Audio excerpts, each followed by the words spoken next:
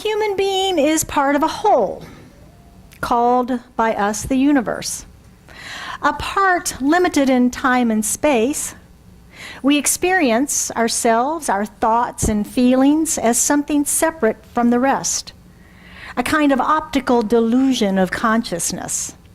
This delusion is a kind of prison for us, restricting us to our personal desires and to the affection for a few people near us. Our task must be to free ourselves from this prison by widening our circle of compassion to embrace all living creatures and the whole of nature in its beauty. Isn't that a beautiful quote by a very famous scientist, Dr. Albert Einstein? Someone who got it. It being the oneness, the wholeness that we are, that interconnectedness that we are at that quantum level that he studied. And today we're continuing with our series of gratitude and grace with my talk, Growing in Grace. We're going to be looking at what exactly is grace. What exactly is grace, and can we grow in grace? Is that even possible? Is that even possible? So grace has been defined as an experience where we slip out of that ordinary day-to-day space and time existence that we have, and that there's no separation between us and the world around us. And it seems that everything is just perfect as it is. And the physical experience has been described as a sense of lightness, a sense of sweetness, a sense of fullness, blessing. Sounds pretty good, doesn't it? Yeah, kind of order some of that up. Well, I would bet that you've experienced grace in your life. I would bet that we've all had moments of grace that we may not have defined as such at the time, but as we go through today, maybe some will come back to mind to you.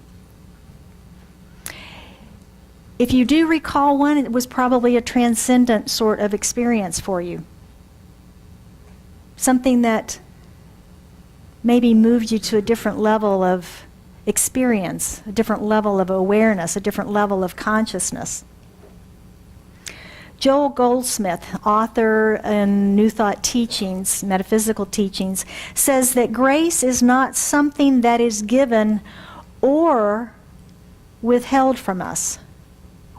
Unlike some of our Christian brothers and sisters' teaching of the God external to ourselves that gives or holds back in that grace, we earn God's grace or we don't earn it. Metaphysically, we believe that it's always right here, now, present, surrounding us and available to us at all times. He goes on to say that grace is a state of being which comes into active expression the moment consciousness has been purified.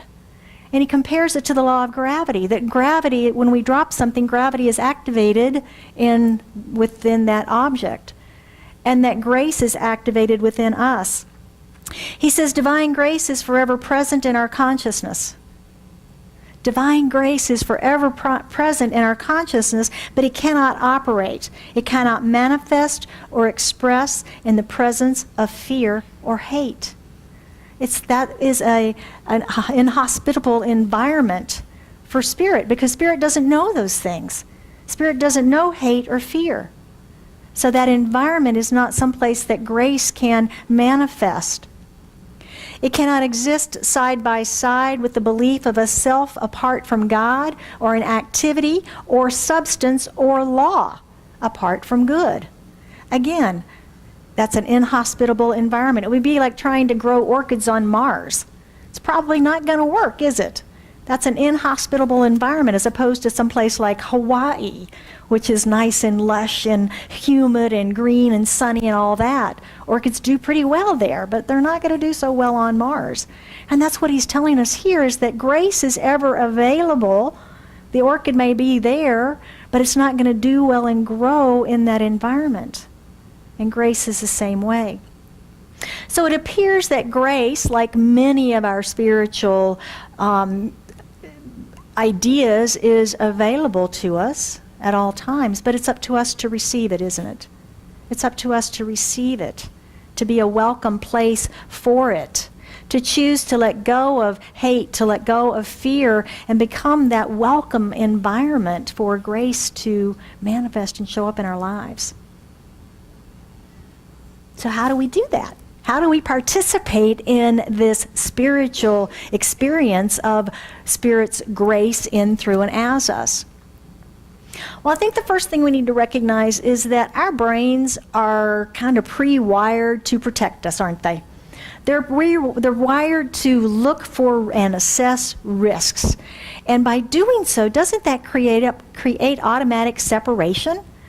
I've got to look at everything outside of me, everything that's not me, and determine if it's a threat or a danger to me. So automatically we're setting up that separation. We're setting up that separation, and that's just how we're wired. You're separate from me, I'm separate from you, this is separate from us, right? So a way to overcome separation is connection. Makes sense? Is connection. And we start with ourselves. We start with ourselves. We start with the practice of going within and connecting in the stillness of spirit. And whether that's a meditation practice, a contemplation practice, prayer, whatever that might be, but taking those few moments in the stillness every morning to reconnect and just allow the opportunity, become a welcoming environment for Spirit, for grace to show up. A welcoming place for that to show up. And then what begins to happen, I'll give you a hint, what begins to happen is that begins to then outpicture in your day, in your life. And life begins to take on a nice, gentle flow. A nice, gentle flow. So when we are open and cultivate a relationship with the divine, the God of our understanding, the God of our own being, when we are open and cultivate that, then that self that Goldsmith talked about, that self then begins to soften and fall away. Now we might call that the ego. We might call that the persona or the mask that we wear out in the world. And what happens when we build this inner relationship with the divine is that we begin to let that go and we begin to become more authentic. Our true authentic self begins to show up, and we begin to realize and recognize in others that connection, that oneness, that wholeness.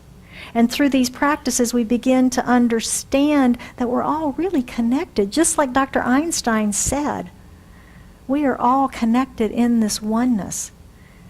And we can begin to let go of our fears and our hatreds of them and the other and those. So having a daily dose of spirit has pretty good side effects to it. Now, excuse me, I have added a daily dose of fiber to my diet recently. I guess I'm of that age. And I have known for years, since my 20s, that I needed to do this. And I've tried it with diet and never stuck with it. I've tried other supplements and never stuck with it. And I have not found a miracle supplement. Don't think I'm up here selling snake oil. But what I did is I committed to a practice. I designed a system that works for me to add this daily dose of fiber into my morning practice. And guess what? I feel better. Go figure. Go figure. By adding this daily dose to my routine, the first couple of days I had to think about it. I had to use my willpower to do it. It doesn't taste like the greatest stuff on the planet. I'd rather have another latte, right? And not that stuff, but I've committed to a practice.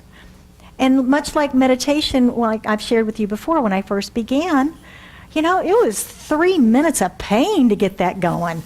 But I stuck with it. I stayed with the practice. And now I don't leave home without it, so to speak. I do my meditation every day. And I'm also now using this supplement every day. So these side effects of our spiritual practices as they begin to outpicture in our life really lead us to that prosperous life that we talked about last month when Edwin Gaines quote about prosperity, a vitally alive physical body, relationships that are satisfying, work that we love, and all the money we can spend.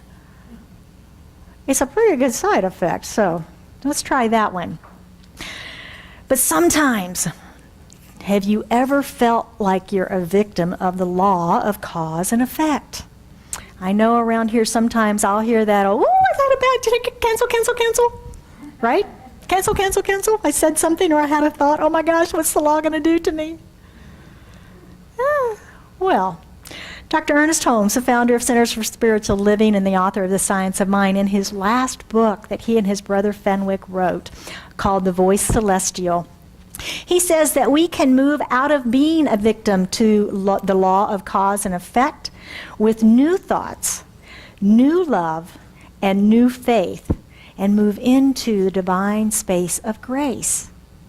Now, these are some of his last thoughts as it relates to life and law and his teaching.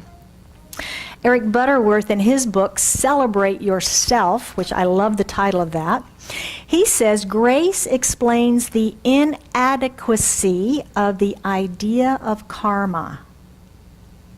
The inadequacy of the idea of karma, that endless cycle of cause and effect.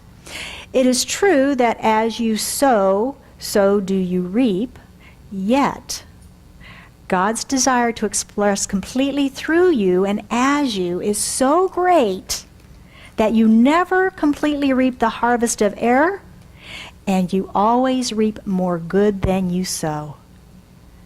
Isn't that powerful? I love that. He says grace is simply an explanation of the wonderful facet of the activity of God in you. It is not something to work for, to develop. It simply is. And all we have to do is let go. All we have to do is let go. I think I've used the example before of Hoover Dam. Have anybody ever been up to Hoover Dam and seen that beautiful engineering feat?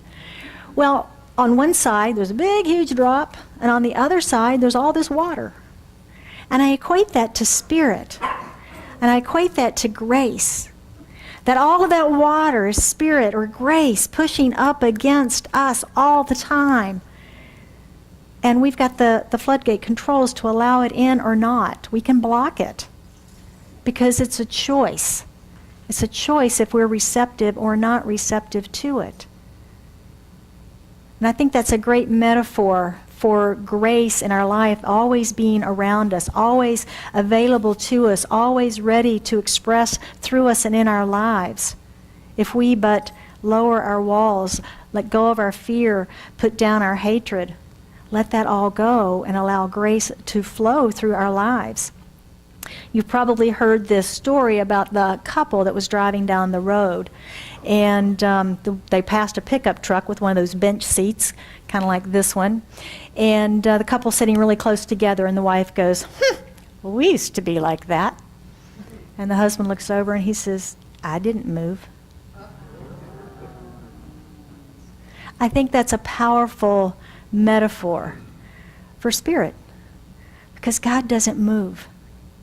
It's all right here, right now, ever available to each and every one of us. Our heartbeat, our very breath, the very fact that we're here. Spirit is here and available to us for us to receive. We move. We reject. We go into separation. We go into fear. We forget our practices. We forget to connect. We're the ones that move. So move back over to the middle. Move back over to the middle. And I love our furry friends that are here with us today.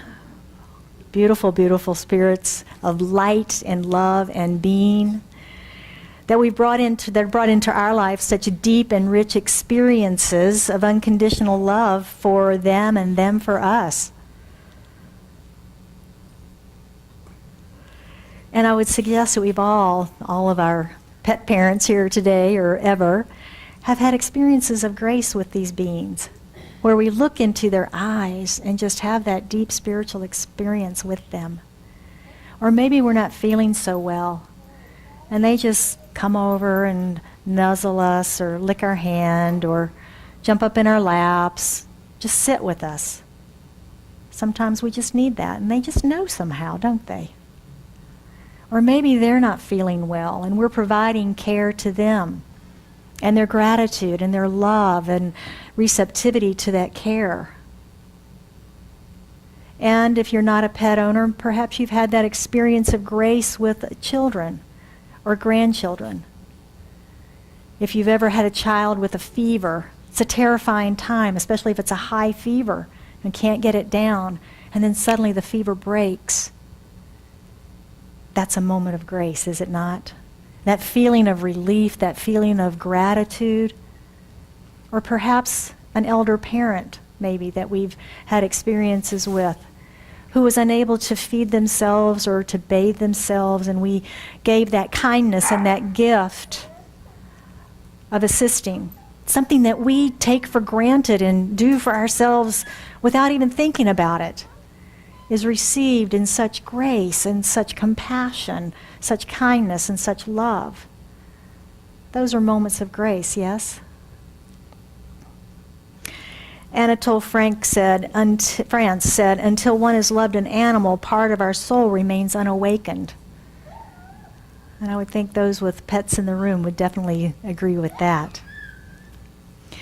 But we may have also experienced grace when out in nature. You know, maybe you're not touchy-feely with the animals or the kids. And maybe it's a nature experience for you. Maybe it's on top of a mountain or out at the ocean, walking through the woods. So whether these pictures and words brought anything to mind for you of a moment of grace, whether you recollect it now or if you experience it in the future, we all experience the grace of Spirit. And it doesn't matter if we're religious or spiritual, agnostic or atheist. It's a human experience. Grace is a human experience with our recognition of our oneness and our connectivity with all. And that's the road to peace, isn't it? That is the road to peace on our planet, is remembering that we're connected. It's like the saying that if we want to, when travel is the way that we open up our hearts to others, because when we travel and meet people that live in different countries, we understand them more, don't we? More so than watching newscasts or someone else's opinion about them. So I invite you to allow grace to illuminate your life through divine wisdom and intelligence. Allow grace to heal through unexpected forgiveness, and allow grace to transform us when we simply let go and let God. And letting go and letting God means surrendering. And surrendering to that power and presence within us, not something outside of ourselves. Oh, I have no control. It's surrendering our fear, surrendering our limited perception to that which is greater than we are, that resides right here within us, that we have access to at all times. That's what surrender means. It means getting out of our own way of needing to control, to fix, to manage. Letting that go and becoming that transparency through which Spirit can express as our lives. Goldsmith says that. Goldsmith says that we are here to be transparencies through which Spirit can express. That's a beautiful thought and idea. And grace is one way that that happens. So I would like to move us into our practicing the principles this morning and see how we might open our hearts to this flow of God's grace. Number one, grace is a state of being. It's a state of our being. It's not something that we do. It is not something that God gives us or withholds from us. It simply is. And it's just up to us to receive it. It's up to us to receive it. Number two, what is your daily dose? What is your daily dose? Use our spiritual practices to build our faith, taking time in the silence to know God, to meditate, contemplate, to pray. What is your daily dose? If we just take a few minutes, it doesn't have to take a long time. It really doesn't. Just a few minutes, maybe even while you're having your morning coffee, just to be still and silent and experience the grace of the divine. Number 3, it's time to let go of our need to control, fix, and manage. We are not the police of the universe. The universe has been here a very long time and operated very well, and it will continue to operate very well when we are gone. So we can let go of that need to control. You're letting go of control. She's fine. She's not going anywhere. Catch her if she gets to the back door. So just let go and build your trust in the divine. We've got intuition. We've got guidance. We've been guarded and supplied. We look around the universe at all that is provided. We don't have to control everything. We really, really don't. And life is much more pleasant when we let go. When we let go. Number 4, surrender to the power and the presence of God within you. Surrender to that which is within you that knows that it is the infinite intelligence and wisdom of the universal presence, and it is in you now, today, yesterday, and tomorrow, forever. We all have that intelligence within us. We know what to do. We've all experienced it. Oh gosh, I knew I shouldn't have done that. Right? We've all experienced that. We know what to do when, if we simply be still and listen. So we can give up futurizing, we can give up worrying, and we can begin to see and trust the universe and the patterns and the intelligence that we see all around us. Number 5, be kind and remember that you live in an energy field of infinite grace. Just like Lake Mead and the Hoover Dam, you are surrounded by grace at all times. It's always available. Don't wait for a catastrophe, a disaster, a challenge. Open to grace in the good. Open to grace in every day. Open to Spirit every day. Goldsmith said, divine grace is forever present in our consciousness, but it cannot operate, it cannot manifest or express in the presence of fear or hate. Lay that stuff down and be kind anyway. Like our t-shirts say, be kind anyway, right? So growing in grace really is a choice. Growing in grace is a choice. It's a choice of whether we allow presence of Spirit to unfold through us and our lives or not. And we can choose to free ourselves from the prison of separation by widening our circle of compassion to embrace all living creatures and nature in its beauty. Just as Dr. Einstein said, we can do that. We can do that. So use these practices to begin your daily dose. Surrender and be kind anyway. So I want to close this morning with a quote from Ramakrishna, who says, the winds of God's grace are always blowing. The winds of God's grace are always blowing. It is up to us to raise our sails. So I would invite you now to join me in raising our sails as we move into an affirmative prayer this morning. How good it is to come together this morning in community, in the awareness of the diversity of life as we experience this with our beloved pets here today, welcoming them into this service, into this community with open and loving hearts. For we know that the divine manifests in multiple ways, all diverse and unique, including each one of us. For we are each individualized and unique manifestations of the one God, the one source, the one presence and power, the one life and love, and that is Spirit. And knowing that all of that is here now present in this room, I speak my word for and about each of us this morning as I raise our sails, capturing those winds of grace, of the divine that are constantly flowing to and through us. We set the direction, we steer our ships, yet we raise our sails to capture the winds.